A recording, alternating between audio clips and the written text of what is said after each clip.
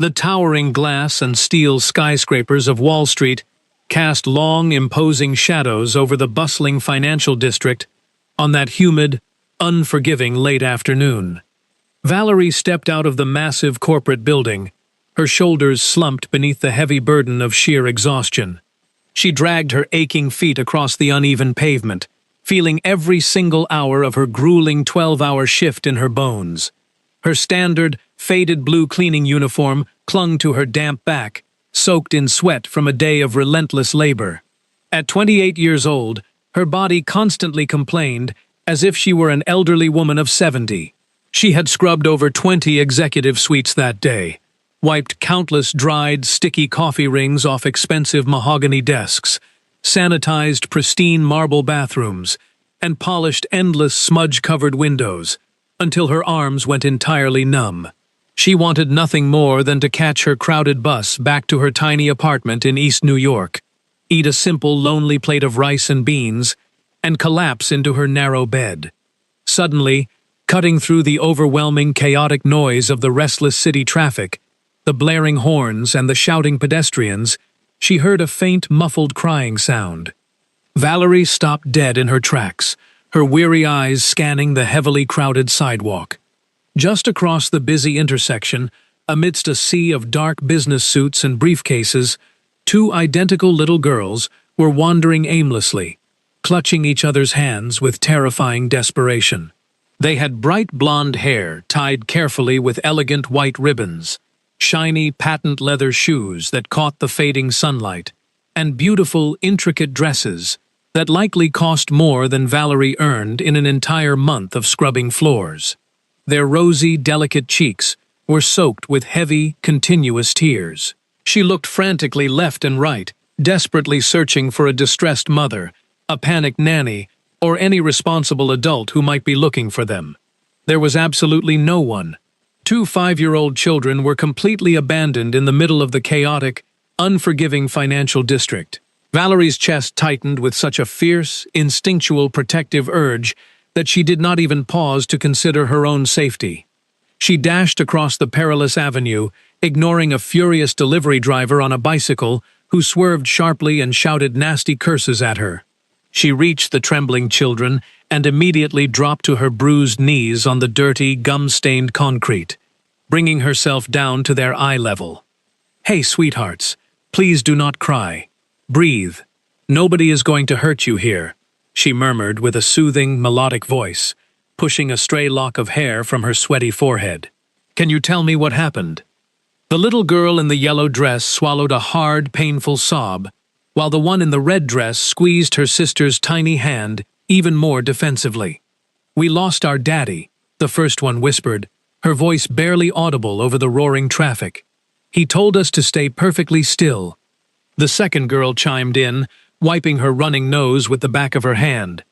"We only walked away for one tiny minute because we saw a pretty pigeon." Valerie gently wiped a fresh tear from the cheek of the girl in yellow. Her rough, calloused hand, worn out and dried by harsh chemical detergents, felt impossibly large and rough against that delicate, porcelain face. "We are not supposed to talk to strangers," the girl in red grumbled suddenly, puffing out her chest and trying to look incredibly brave and fierce despite her red, swollen eyes. Valerie almost let out a tired, genuine chuckle despite the incredibly tense situation. "Is that right? Well, that is a very smart rule, but I am a helper. My name is Valerie. What are your beautiful names?" The crying girl pointed a trembling finger at her brave sister. "I am Vanessa, and she is Ashley, and I am not crying anymore."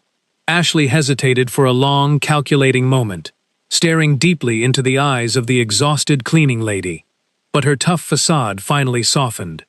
Valerie extended both her open, empty hands, and the little twins tightly grasped her fingers, anchoring themselves to her warmth. Just down the busy block stood an old-fashioned street vendor roasting warm, honey-glazed peanuts, the sweet and salty aroma fighting its way through the thick scent of city exhaust. Valerie gently guided the little ones toward the cart. "Sir, I will take 3 bags, please," she requested softly, reaching into her deep uniform pocket. The elderly vendor, a kind man with deep wrinkles, smiled warmly as he noticed the tear-stained faces of the little girls, and he filled the brown paper bags incredibly generously. Valerie paid with her meager dinner money without a single second thought. They sat together on the cold, imposing marble steps of a luxury investment bank. It was an incredibly odd, striking sight.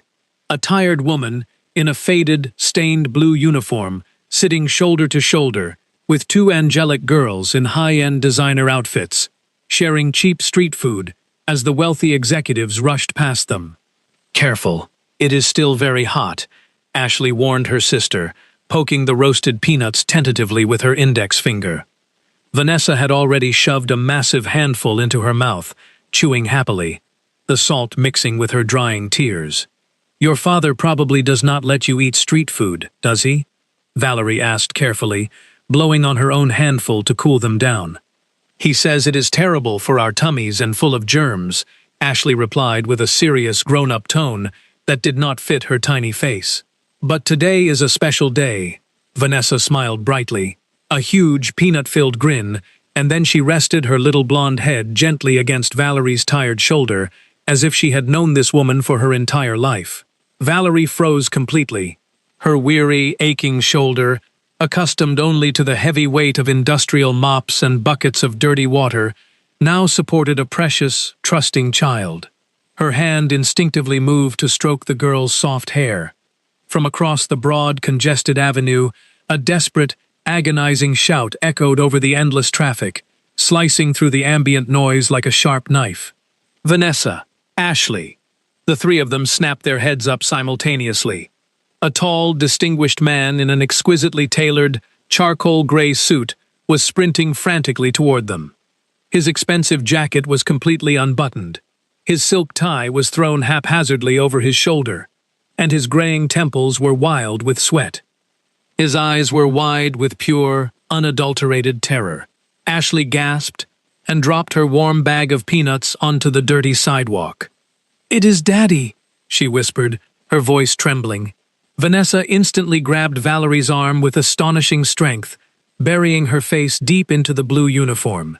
"I do not want to go," she cried, clinging to the cleaning lady as if her life depended on it. Franklin Buchanan arrived completely breathless, having narrowly avoided getting hit by a speeding yellow taxi that honked furiously and swerved out of his path. He barely registered the deadly danger. His frantic, bloodshot eyes were glued entirely to his two daughters sitting on the gritty pavement, eating cheap street peanuts next to a stranger in a blue cleaning uniform. His overwhelming, paralyzing relief violently mutated into blind, irrational rage in a fraction of a second. He aggressively grabbed Ashley's tiny arm, hauling her slightly upward. "Get away from them! Right this instant!" His voice cracked, a low, menacing growl that carried far more deep-seated pain than actual authority. Valerie stood up immediately, her protective instincts overriding any fear of the wealthy, imposing man. Her hand instinctively moved to shield Vanessa, who absolutely refused to let go of her leg. "Lower your voice, sir," Valerie commanded firmly, her dark eyes locking onto his. "I am not speaking to you," Franklin snapped fiercely, barely giving her a glance. "Well, I am speaking to you," Valerie shot back, without missing a beat. These little girls were wandering completely alone, crying their eyes out on the sidewalk in the middle of this massive city. "You are scaring them. Let go of her arm." Vanessa began to wail loudly, the sound echoing off the stone buildings. Ashley pushed her father's gripping hand away with all her might. "Stop it, Daddy," she shouted, showing him the faint red mark his desperate, tight grip had left on her pale skin. Franklin blinked rapidly, stumbling backward half a step, as if he had been physically struck by a heavy blow. "Sweetheart, I did not mean—" He stared down at his own trembling hands, utterly horrified by his sudden loss of control. "We looked everywhere for you, Daddy," Ashley said, her tiny voice shaking with leftover adrenaline and fear. "You were nowhere. We went to the lobby and you were gone. You are always in a meeting." The heavy, innocent words hit Franklin right in the chest, stealing the breath from his lungs. He froze completely on the crowded sidewalk. Pedestrians continued to rush past them in a blurry stream, some glaring judgmentally, but most completely ignoring the wealthy executive breaking down emotionally on the pavement. Valerie took a deep, steadying breath, knowing she could not just abandon these incredibly frightened children to a man currently ruled by panic. "Mister, can I say something to you?" Valerie asked softly, her tone shifting from defensive to gently reprimanding. Franklin finally looked at her, truly noticing the tired woman with messy dark hair, hastily tied back, chipped fingernails, and a uniform stained with harsh chemicals. "You were terrified. I know that. I would be terrified too if I lost them. But do not yell at them. They are already scared to death." Overcome with immense guilt, Franklin dropped heavily to his knees, right on the greasy, dirty concrete of Wall Street.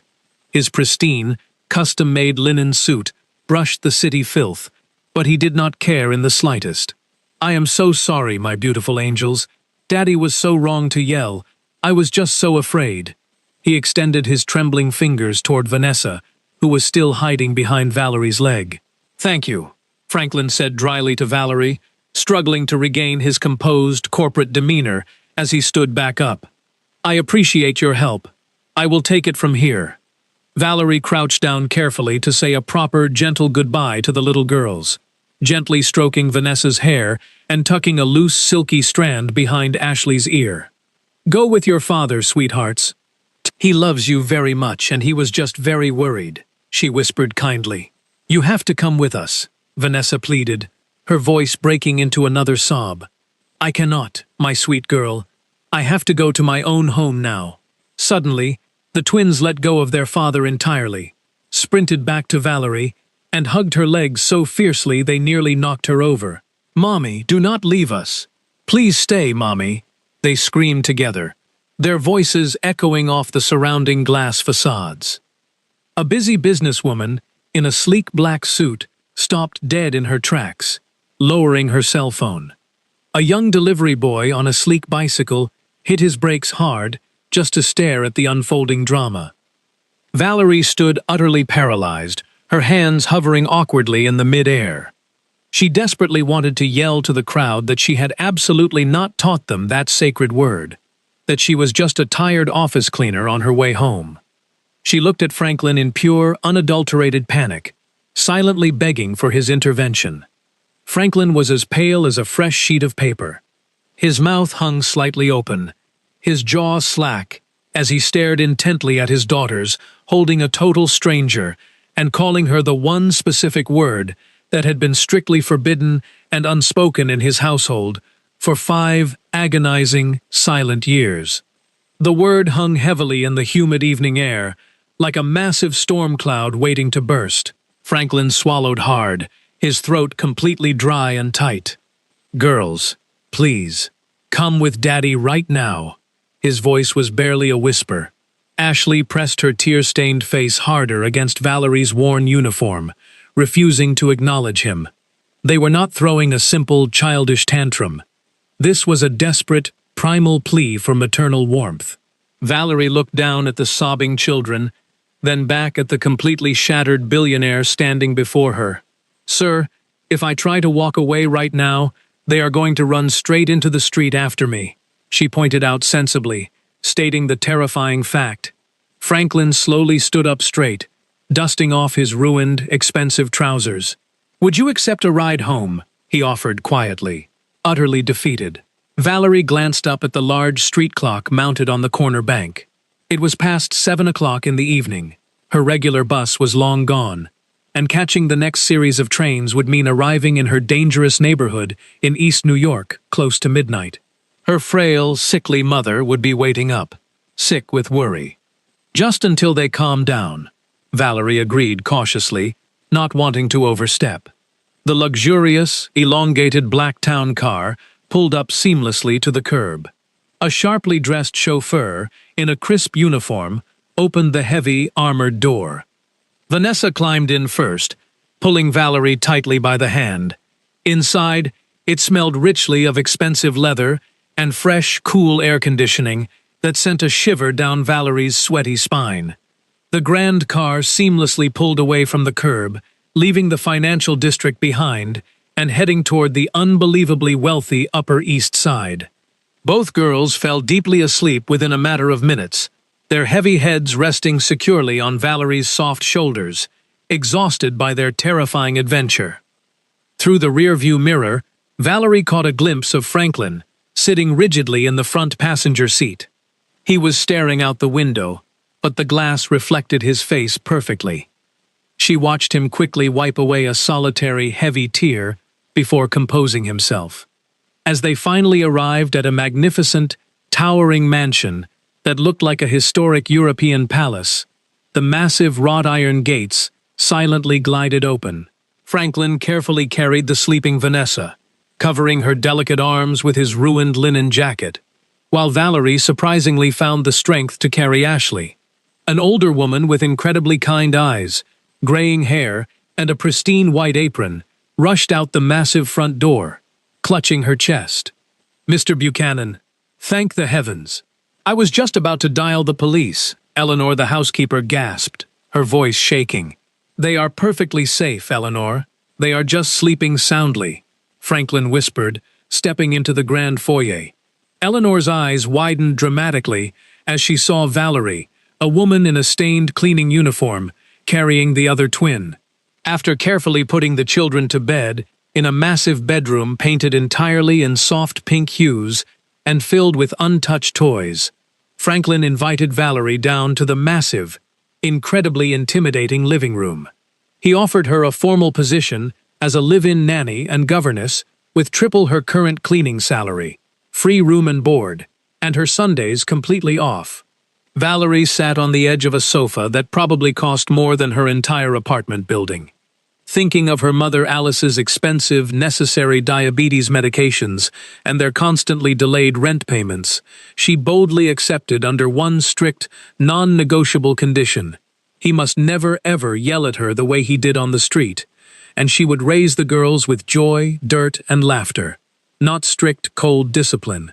During her first long week, Valerie quickly realized the massive house was operated exactly like a cold, emotionless military barracks. Everyone ate their meals separately. The staff whispered. No one ever laughed out loud. By the second week, she decided it was time to break absolutely every unspoken rule this house had. "Today, we eat breakfast in our pajamas," she announced brightly one morning. The twins hesitated, looking nervously toward the doorway, but the glorious sight of thick chocolate milk poured generously over fluffy pancakes completely won them over. Franklin marched into the huge marble kitchen, a sleek phone pressed tightly to his ear, arguing aggressively about international stocks in London. He stopped dead in his tracks. His daughters were sitting casually on the kitchen counter, their bare feet dangling happily, with huge, messy chocolate mustaches painted on their smiling faces. Franklin hung up the phone abruptly, completely ignoring the foreign investor on the other end. "Good morning," he managed to say, completely bewildered. "Look, Daddy, Mommy Valerie made us wonderful chocolate mustaches." Vanessa cheered, pointing to her face. Franklin stared, entirely unsure how to handle this sudden burst of chaotic, messy joy in his perfectly ordered life. Later that same evening, he returned home from the office to find them sprawled comfortably on a $30,000 imported Persian rug, their cheap, colorful crayons scattered everywhere. "Look at our beautiful drawing, Daddy," Ashley said proudly, holding up a piece of paper. "This is our family. The mommy with the blue apron is Mommy Valerie, because our real mommy became a bright star in the sky a long time ago." Franklin slowly descended to the floor, completely ruining the sharp crease in his designer suit, and picked up a red crayon to join them. Eleanor watched silently from the kitchen doorway, pressing a clean dish towel firmly to her mouth to hide her emotional, overwhelming tears. "That stubborn man has not sat on that living room rug in 5 long years," she whispered to Valerie, who was gently warming up a pot of milk on the expensive stove. "I am just here to do my job, Eleanor, and care for these sweet girls," Valerie replied modestly, stirring the milk. But she knew deep down in her heart that something profound and irreversible was shifting within the massive stone walls of the mansion. The following morning, however, the fragile, newly found peace was violently shattered by the sharp, incredibly aggressive clicking of high heels echoing across the polished marble foyer. Amanda, Franklin's young and exceedingly arrogant fiancée, stormed directly into the kitchen without knocking. She wore a tight, beige designer dress that left nothing to the imagination, and carried a handbag worth a small fortune. Her heavily made-up eyes scanned the room in disgust, landing directly on Valerie and the little girls, who were happily covered head to toe in white baking flour, making messy, heart-shaped cookies. "Good heavens!" Amanda sneered, wrinkling her perfect nose. "Are you the new incompetent help? Children of this high social standing absolutely do not roll around in the kitchen filth like common street urchins. Go up to your rooms immediately, girls. The maid will clean this disaster up." Vanessa's bottom lip began to quiver terribly, and Ashley stubbornly gripped her wooden mixing spoon tightly, refusing to move an inch. "They are making lovely cookies, ma'am. They are having fun, and they will wash up just fine before lunch," Valerie stated calmly, wiping her flour-covered hands deliberately on her apron, standing her ground. Amanda narrowed her cold eyes, stepping dangerously close to Valerie's personal space. "Do not ever speak back to me, you ignorant, uneducated woman. You are nothing but a servant here." Franklin suddenly appeared in the grand doorway, drawn from his home office by the loud commotion. "What exactly is going on in here?" he demanded strictly. Amanda instantly put on a flawless, victimized face, her tone shifting to a sweet whine. "Your new employee is encouraging blatant defiance, Franklin darling. The house is an absolute, unbearable disaster." Ashley, however, marched right up to her towering father and bravely rolled up her tiny pajama sleeve, pointing a small finger to an old, fading yellowish bruise on her upper arm. "She grabbed my arm really, really hard the last time she was here, Daddy," Ashley declared boldly, her voice echoing in the silent kitchen. "She told me that you would be furious with me and send me away if I ever told you." Franklin's handsome face instantly drained of all its color, turning completely white. He slowly looked at Amanda, whose confident, arrogant smirk faltered for a mere fraction of a second before she recovered. "Franklin, surely you are not going to believe a dramatic child's wild imagination over your future wife, are you?" Amanda scoffed nervously, waving her hand dismissively. Franklin's jaw clenched so tight, a prominent muscle ticked visibly in his cheek. "Valerie, please finish baking the cookies with my wonderful daughters," he instructed, with a voice as cold as absolute ice. "Amanda, step into my private office. Right this second." The heavy mahogany door down the hall slammed shut with a deafening thud. The furious, muffled shouting from the private office vibrated aggressively through the thick mansion walls for nearly an hour. Amanda cried loudly, played the innocent victim perfectly, and swore repeatedly that the young child was simply lying for attention. Franklin did not officially end the engagement on that exact day, but a massive, entirely irreparable crack had formed in their strained relationship. He immediately stopped dining out at fancy, exclusive restaurants with her, canceled their upcoming weekend charity galas, and started coming home precisely at 5 o'clock in the afternoon every single weekday. He even canceled vital executive board meetings, just to sit on the floor and build massive wooden block castles with the twins, constantly seeking Valerie's warm, encouraging, and genuine smile from across the expansive room. One rainy, dreary Tuesday evening, Valerie was warmly tucking the girls into their comfortable beds, telling them an old, fascinating folktale her mother Alice used to tell her back in their small apartment in East New York. Franklin lingered quietly in the dim hallway, leaning against the wall, listening intently to her melodic voice, mimicking the howling wind and the brave heroes. When the magical story finally finished, he slowly walked into the cozy room. "Can I try telling one tonight?" he asked hesitantly, looking almost shy. He sat gently on the edge of the mattress, awkwardly loosening his expensive silk tie. He told a clumsy, Incredibly sweet story about a terribly lost truck driver who found two beautiful magical princesses abandoned on a dark, scary road. And the sad driver realized he had completely forgotten how to smile.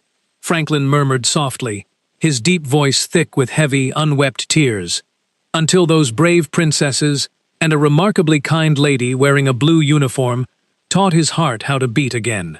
Ashley reached out her tiny, warm hand and gently wiped a stray, rogue teardrop from her father's weary, lined face.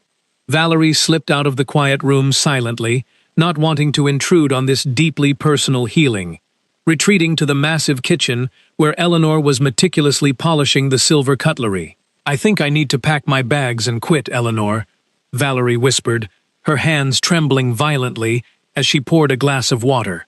"I am just a cleaner. He is a billionaire with a vengeful fiancé. I am completely out of my depth here." Eleanor gently placed her soft polishing cloth down on the counter and took Valerie's trembling hands firmly in hers.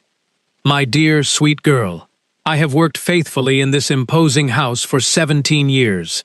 That stubborn man never spoke a single word of genuine affection to anyone, not even himself, until you walked bravely through that front door. You are not out of your depth. You are exactly the miracle they needed." Taking the older woman's wise advice, Valerie decided to stay. That sunny Saturday, Franklin handed Valerie his unlimited platinum credit card and specifically asked her to take the growing girls to a luxury shopping mall on Fifth Avenue to buy appropriate, comfortable shoes for the upcoming school semester. Trusting her completely, the young girls were happily skipping down the pristine, shining marble corridors of the elite shopping center when the aggressive, familiar clicking of stiletto heels announced incoming trouble. Amanda, flanked by three of her equally wealthy, heavily perfumed and judgmental friends, deliberately blocked their path. "Well, well, what a tragic, unfortunate coincidence," Amanda mocked loudly, crossing her thin arms over her chest.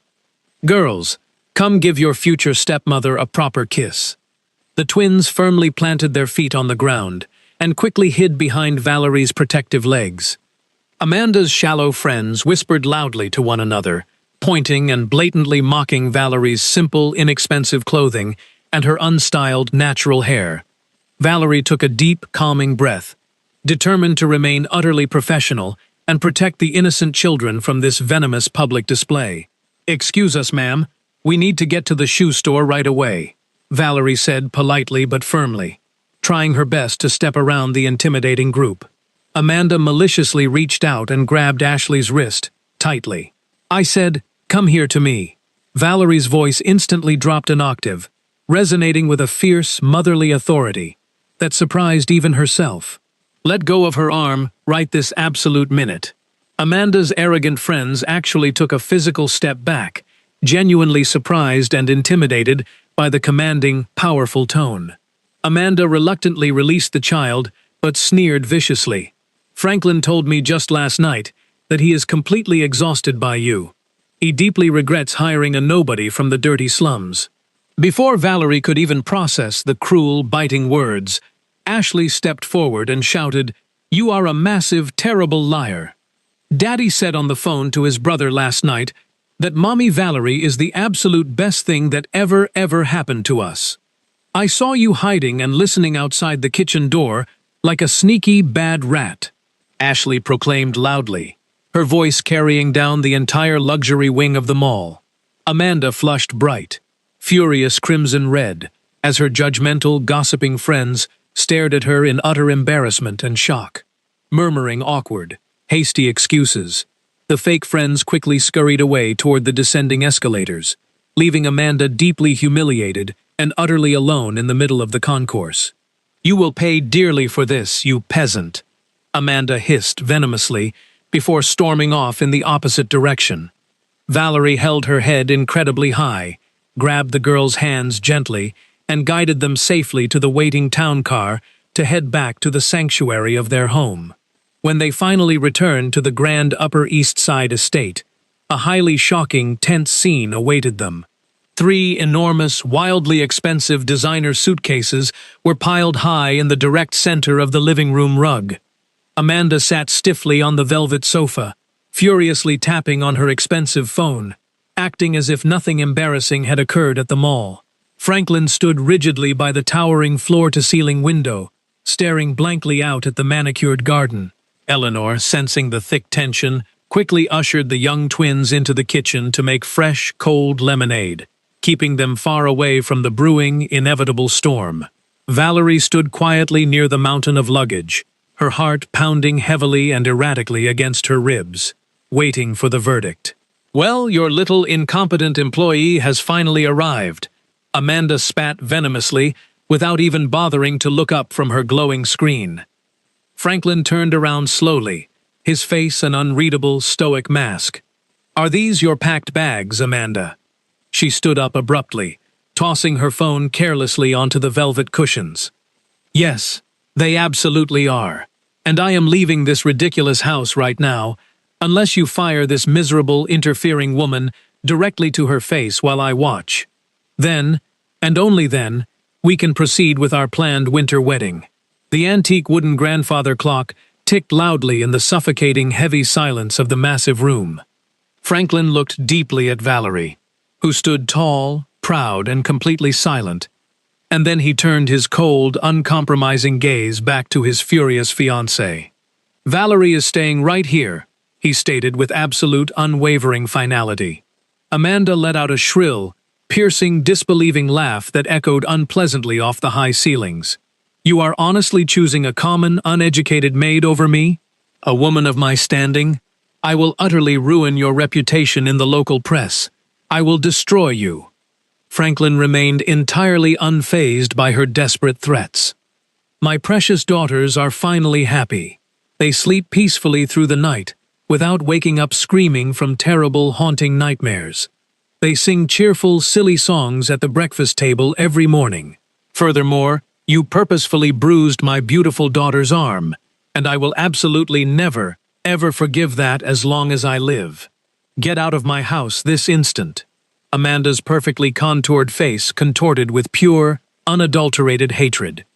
She snatched her designer handbag and marched furiously toward the heavy front door, stopping just briefly to glare daggers at Valerie. "He will throw you away too, you pathetic fool," she sneered bitterly. After the heavy, solid oak door slammed shut behind Amanda, echoing through the empty halls, Franklin let out a incredibly long, shuddering breath, running a hand through his graying hair. "You did not have to do that drastic thing just for me," Valerie said softly, her hands nervously smoothing the fabric of her apron. "I did it for my wonderful daughters," Franklin replied softly, walking slowly across the room toward her. "But I also did it for myself, Valerie. I finally sleep peacefully, knowing you are safe under this roof." Two little blonde heads suddenly peeked curiously around the hallway corner. "Is the mean, scary lady gone forever and ever?" Vanessa asked hopefully, her big eyes wide. "Yes, my sweet girl, forever and ever," Franklin smiled warmly. The girls ran at full speed and hugged them both tightly, their little arms wrapping around their legs in pure, unbridled happiness. In the following wonderful months, the massive, once imposing mansion transformed completely from a cold fortress into a genuine, warm home. There were brightly colored, noisy toys scattered happily across the incredibly expensive Persian carpets, and joyful, messy finger paintings were proudly displayed on the stainless steel refrigerator door, held up by cheap magnets. They even welcomed a chaotic new family member, a scruffy, completely untrained, abandoned stray dog that Valerie found shivering terribly near a cold subway station in the city. They enthusiastically named him Peanut. Franklin initially protested the loud, shedding animal, but when Peanut happily chewed up his incredibly expensive, custom Italian loafers, Franklin just laughed out loud, rubbed the dog's belly, and bought him a luxurious, personalized leather collar. To further help with their growing studies and activities, they hired a cheerful, incredibly patient young tutor named Mr. Harrison, adding even more vibrant life to the bustling home. Valerie's hard-working mother, Alice, also flourished in this new, supportive environment. Thanks to Franklin silently arranging and paying for the absolute finest medical specialists in the entire city, Alice's failing health improved drastically within weeks. She began taking a comfortable cab from East New York every single Sunday to cook massive, fragrant pots of traditional, hearty stew for the entire household staff and family. She even became incredibly close friends with Mrs. Jenkins, a wealthy but deeply lonely elderly neighbor who absolutely adored Alice's incredible cooking and her sharp, witty sense of humor. The rigid, cold, unforgiving walls of the billionaire's fortress had completely melted away, replaced entirely by the warm, chaotic, and beautiful energy of a truly blended, loving family that cared deeply for one another, regardless of their vastly different backgrounds.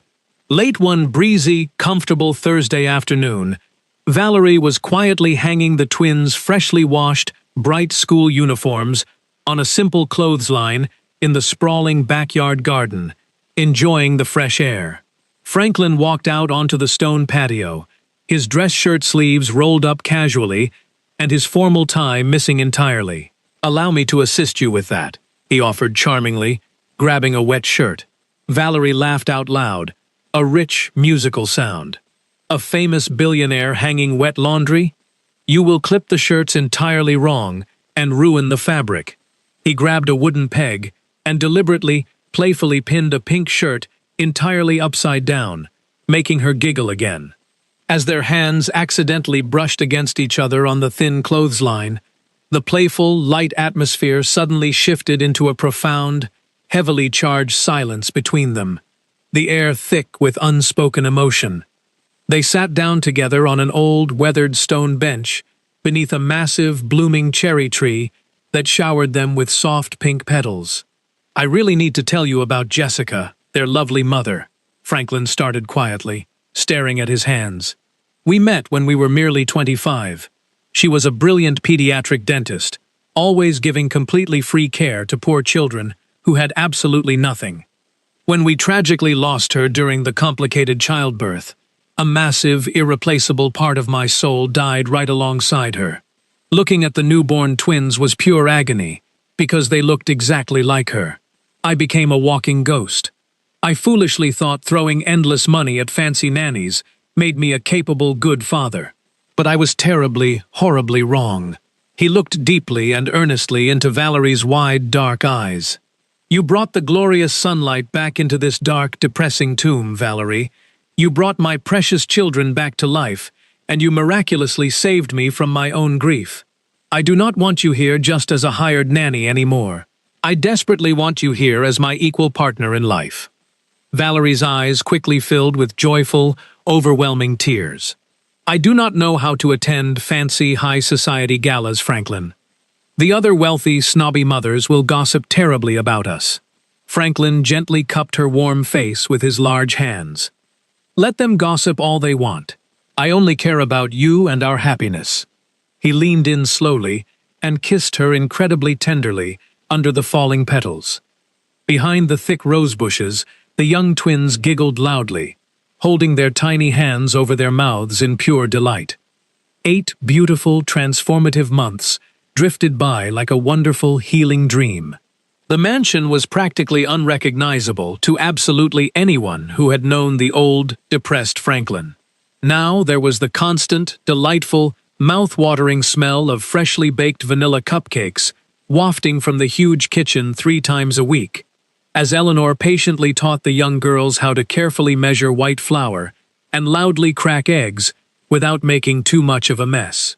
The expensive backyard was a chaotic, joyful playground for Peanut, the highly energetic rescue dog, who spent his happy days chasing bright butterflies and digging small, muddy holes near the perfectly manicured flower beds, much to the loud exasperation of Benjamin, the dedicated head gardener, who secretly loved feeding the silly dog expensive treats anyway. On a spectacularly sunny Saturday afternoon, the sprawling green garden was beautifully decorated with bright, floating balloons and colorful paper streamers for the twins' highly anticipated 6th birthday party. It was absolutely not an extravagant, overly catered, stiff affair with hundreds of wealthy, fake strangers. Instead, it was an intimate, joyful, perfectly chaotic gathering. Alice was there, sitting in a comfortable lawn chair, chatting happily and laughing loudly with Eleanor and the sweet neighbor Mrs. Jenkins. Franklin's previously estranged younger brother, Richard, had even flown in from across the entire country, finally reconnecting with his family after years of bitter silence. Suddenly, Peanut dashed wildly across the lush green lawn with a huge chocolate-frosted cupcake directly in his mouth, the twins chasing wildly after him, shrieking with pure, unadulterated delight. Franklin sat comfortably on a rustic wooden chair beneath the grand old oak tree, watching the chaotic, beautiful, perfect scene unfold before his eyes. His chest swelled with a profound, completely overwhelming sense of pure gratitude that he had never felt before in his entire life. Valerie walked over, slightly out of breath and flushed from playfully chasing the dog, and sat gracefully on the soft, cool grass directly beside his chair. "That crazy, wonderful animal is going to give me a heart attack one day," she laughed brightly, leaning her head affectionately against his knee. Franklin gently stroked her dark, silky hair, completely indifferent to the extremely expensive fabric of his tailored trousers getting wrinkled and stained by the outdoor grass and dirt. "Valerie, my beautiful love," Franklin said softly, his deep voice trembling slightly with genuine, nervous anticipation. "I have a very, very important question to ask you right now." He reached deep into his suit jacket pocket and pulled out a small, slightly worn, antique velvet box. It was absolutely not a massive, flashy new diamond purchased from Fifth Avenue. "This precious ring belonged to my beloved grandmother," he explained softly, carefully opening the tiny lid to reveal a remarkably simple, elegant gold band, set with a modest, slightly faded blue sapphire. "My hard-working grandfather gave it to her, when he was just a poor, struggling milk delivery boy in the city. It is the absolute most valuable thing my entire family owns." Valerie is overwhelmed with joy when Franklin proposes, asking her to become both his wife and the loving mother his daughters already see in her. Encouraged by Vanessa and Ashley, she happily accepts, and as Franklin places the heirloom ring on her finger, family and friends celebrate the emotional moment. Nearby, the loyal chauffeur Oliver quietly honors Jessica's memory, comforted by knowing the girls are now surrounded by love and security. Their story proves that true wealth is found not in money or status, but in compassion, kindness, and selfless devotion. Valerie's unconditional love transforms strangers into family, and a lonely house into a real home, showing that patience, sacrifice, and everyday acts of care can heal deep wounds. By offering hope and support to others, people often discover that the love they give returns to them, bringing lasting happiness and healing.